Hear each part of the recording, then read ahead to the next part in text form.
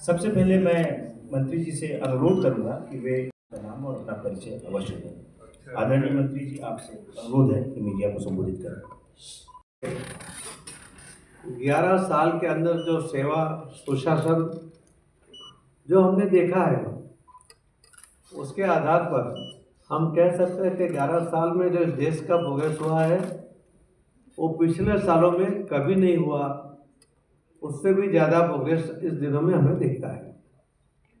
हर तरह से जो हमारी आर्थिक व्यवस्था 2014 में 11वें नंबर पर थी और हम 5वें नंबर पे आए हैं और हम चौथे नंबर की तरफ आगे बढ़ रहे हैं।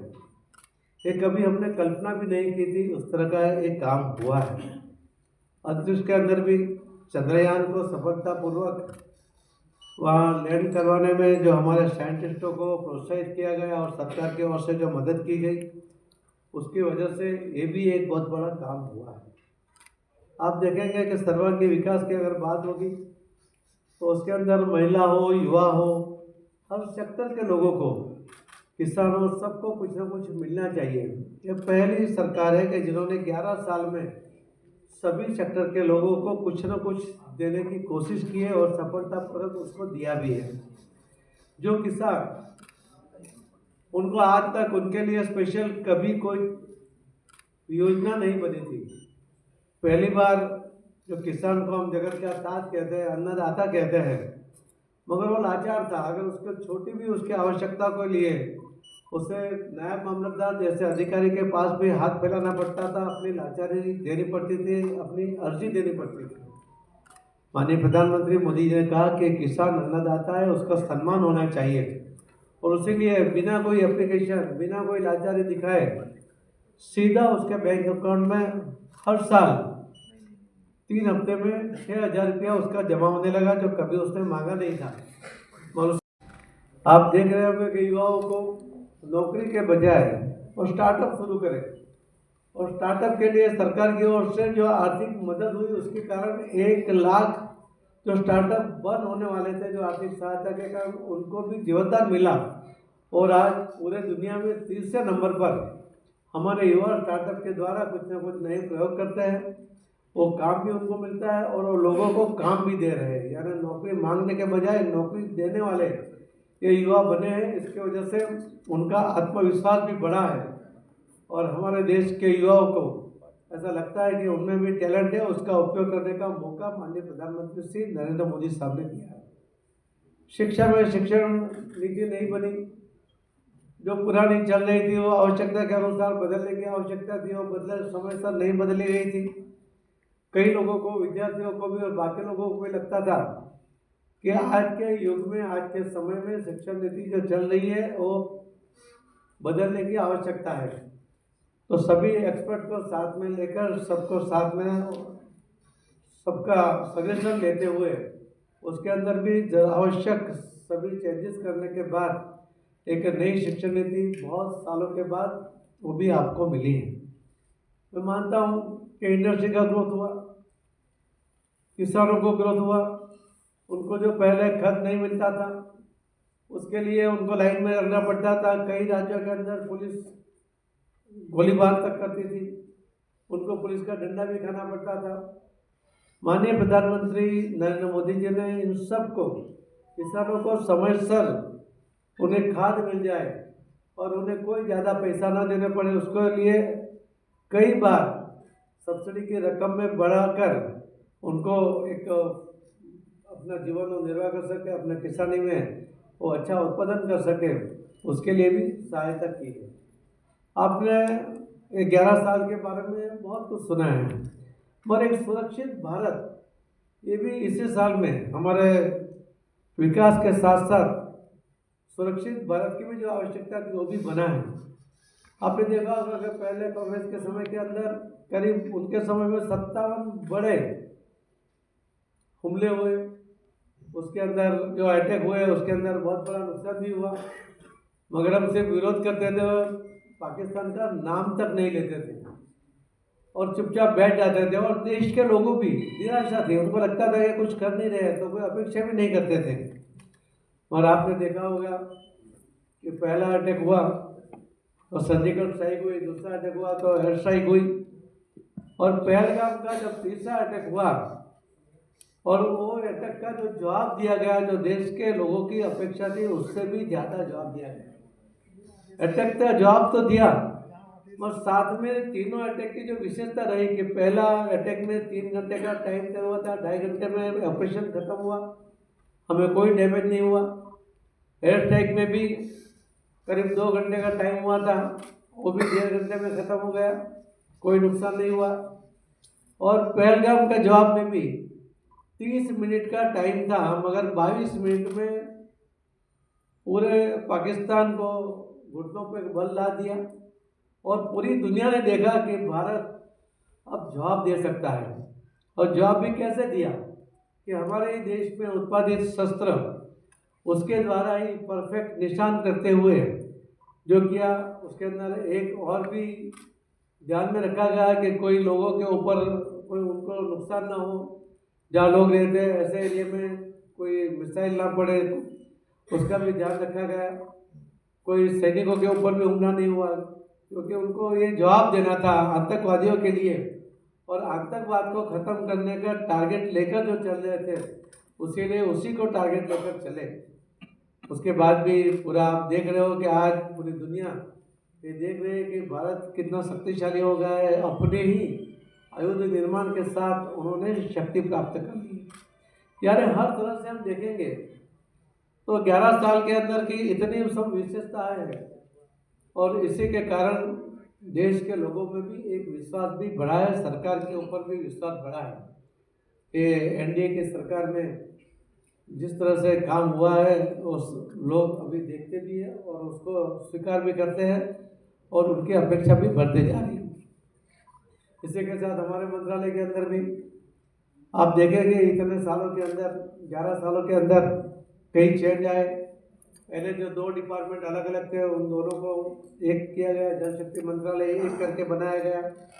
उसके अंदर भी स्वच्छता के लिए जो पहली बार 11.5 करोड़ से ज़्यादा और टॉयलेट बने।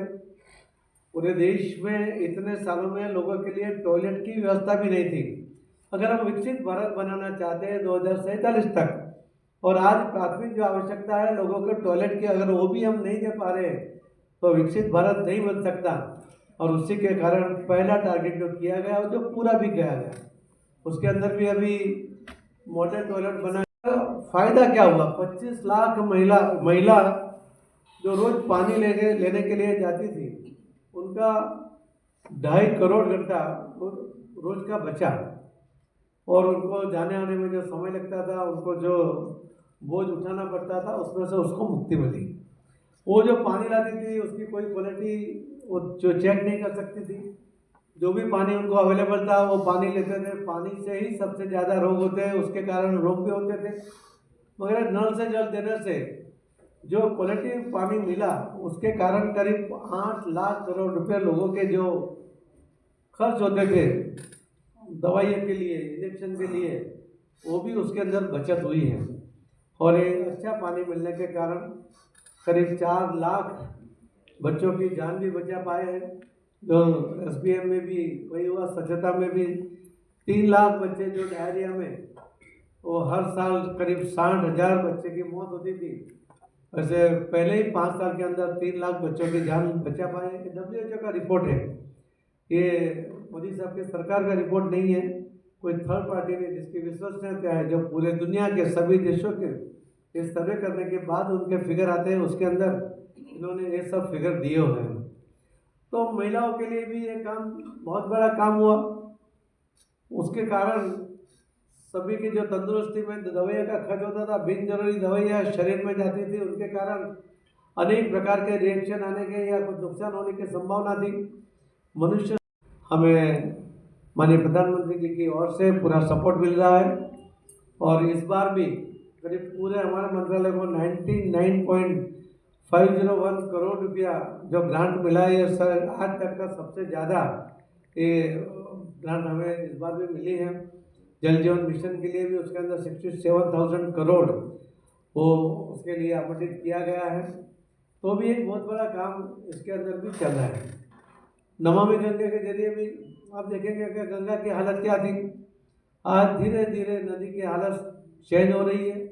आज पानी नहाने जैसा हो गया है, आने वाले दिनों में पीने जैसा हो जाए उसके लिए भी हम काम कर रहे हैं। उसके ऊपर एसटीपी लगाए, एसटीपी चल भी रहे हैं, उसका मॉनिटरिंग भी हो रहा है। अब कुंभ के अंदर भी करोड़ों लोग आए, फिर भी आप देखेंगे उनको जो ठीक पानी मिलने की जो आवश्यकता थी वो राज्य सरकार के साथ मिलकर हमारे मंत्रालय के अधिकारियों ने पूरी कोशिश की और सफलतापूर्वक वो काम भी वो कर पाए हैं। हम हर सेक्टर में जो भी काम है, जैसे डैम है, डैम सेफ्टी एक बनाया है, उसके द्वारा भी डैम को अगर कोई मेंटेनेंस की आवश्यकता है समय पर वो हो जाए, उसके भी चिंता हम कर रहे हैं, उसके ऊपर भी काम हो रहा है। एक सबसे बड़ा काम जो अभी हुआ था वो था जल संचय जन भागीदारी से जन आंदोलन में परिवर्तित करने के लिए माननीय प्रधानमंत्री श्री नरेंद्र मोदी साहब ने एक आह्वान किया था।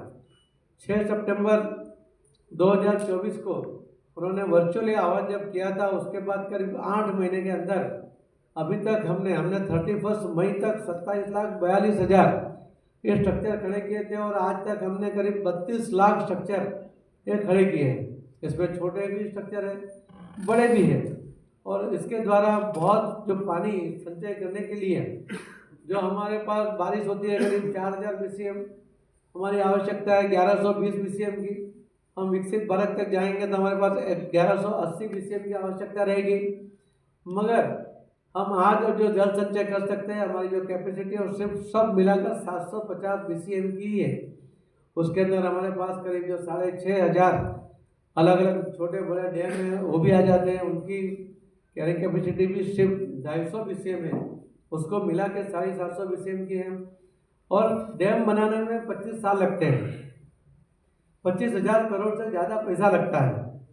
और जो बड़ी नदियों पर डैम बनना चाहिए वो बन भी गए या बन भी रहे, तो हमारे पास बहुत ज़्यादा नदियाँ भी नहीं बची कि उसके ऊपर हम बड़ा डैम बना पाएंगे। और इसीलिए ये जल संचय के लिए अगर हम जमीन में पानी उतारते हैं तो उससे बहुत बड़ा फायदा होगा। चीन और अमेरिका ये दोनों दोनों मिलाकर जो पानी जमीन से खींचते हैं उससे भी कई गुना ज़्यादा पानी हमारे देश में हम हर साल खींच रहे हैं, मगर हम उसके अंदर कोई डिपॉजिट नहीं करते हैं। उसके कारण जल स्तर नीचे चला गया है, पानी की क्वालिटी बिगड़ रही है। इस बार जो 32 लाख स्ट्रक्चर बने हैं और जहाँ जहाँ बारिश हुई है वहाँ उसका परिणाम तुरंत भी देखने को मिला है। और इसको हमारा टारगेट था कि 31 मार्च 2026 तक 50 लाख स्ट्रक्चर हम बनाएंगे, मगर हमें प्रधानमंत्री श्री नरेंद्र मोदी साहब ने अभी काउंसिल की मीटिंग में हमें कहा है कि मनरेगा से भी इसके अंदर कोई फंड अलॉट करेंगे, और उससे कारण हमें और मजबूती के साथ हम बहुत ज़्यादा काम कर पाएंगे और हम बहुत ज़्यादा स्ट्रक्चर भी उसके अंदर खड़े कर पाएंगे, जिसके कारण हमारी आवश्यकता पूर्ण होगी। जल संचय जो डैम बनते हैं तो कैनाल से पानी जाता है तो कहाँ तक जाकर रुक जाता है, जो अगल बगल के जो फार्मर है उनको ही फायदा होता है, वही किसानों को फायदा होता है। मगर हम गांव में जो पानी बह कर निकलता है उसको खड्डे में, खड्डे से नाले में, नाले से नदी में, नदी से दरिया में जाता है, उसको अगर हम वही खड्डे में रोक ले, उसको ज़मीन में उतार देते हैं तो गांव के कुएं, गांव के बोरिंग में उसका पानी जलस्तर ऊपर आ जाता है। तो खेतों में भी हम बोर भी करते हैं और 4x4x6 का एक खड्डा करके एक सोर्स बनाते हैं, तो 1 बीघा में उसका एक बारिश में 3-4 लाख लीटर पानी वो ज़मीन में उतर जाता है। अगर ज़मीन ज़्यादा है, ज़मीन ज़्यादा खड्डे कर लेंगे तो और ज़्यादा पानी ज़मीन में उतरेंगे। जो बनासकांठा जिला है, जो 150 डार्क जोन के जिले हैं उसमें से सबसे बड़ा जिला ये बनासकांठा गुजरात का है, और हम कोशिश कर रहे हैं कि इसको ये साल और अगले बारिश तक हम उसको डार्क जोन से बाहर निकाल देंगे। ये किसानों ने वहाँ पर साथ में मिलकर उन्होंने 28,000 स्ट्रक्चर, आधा पैसा उन्होंने खुद सहयोग किया और आधा पैसा डेयरी ने किया। उस तरह से वो स्ट्रक्चर बन रहे हैं। 20,000 स्ट्रक्चर बन गए हैं और अभी मुझे तो कल बताया गया था कि 35,000 स्ट्रक्चर का टारगेट उन्होंने बढ़ा लिया है। तो ये जन भागीदारी के साथ जन आंदोलन में ये जो पूरा जल संचय का अभियान जो मोदी साहब ने आह्वान किया था वो आगे बढ़ा है। एक ऐसे प्रधानमंत्री है कि उनके एक बात पर, एक आवाज़ पर लोग पूरा विश्वास करके उनके साथ जुट जाते हैं, उसका एक परिणाम है। क्योंकि आज हमारे मंत्रालय ने इसके अंदर आज तक 1 रुपया भी खर्च नहीं किया है, और फिर भी इतना बड़ा काम देश में हुआ है और चल भी रहा है और चलता भी रहेगा। तो ये हमारे मंत्रालय के द्वारा भी जो कुछ काम किए थे वो भी मैंने आपके सामने रखे हैं। 11 साल की उपलब्धियाँ, उसमें से कुछ पॉइंट मैंने आपके सामने रखे हैं, क्योंकि वो हैमरिंग होता रहेगा, रिपीट होते रहे होंगे आपके पास, इसके लिए मैंने आपका टाइम उस पर नहीं लिया। मगर 11 साल के काम, विकास के, सेवा की प्रवृत्ति करने के कारण ही देश के अंदर एक अच्छा सुखदमय वातावरण बना है। न कोई हल्ला है, न कोई गुल्ला है, कोई जगह पर कोई आंदोलन नहीं चल रहा है, क्योंकि सबको अपने अपने सेक्टर में जो चाहिए वो समय सर उसको उपलब्ध हो। इसके लिए केंद्र सरकार की ओर से राज्य का सहयोग करते हुए ये काम आगे बढ़ रहा है। धन्यवाद।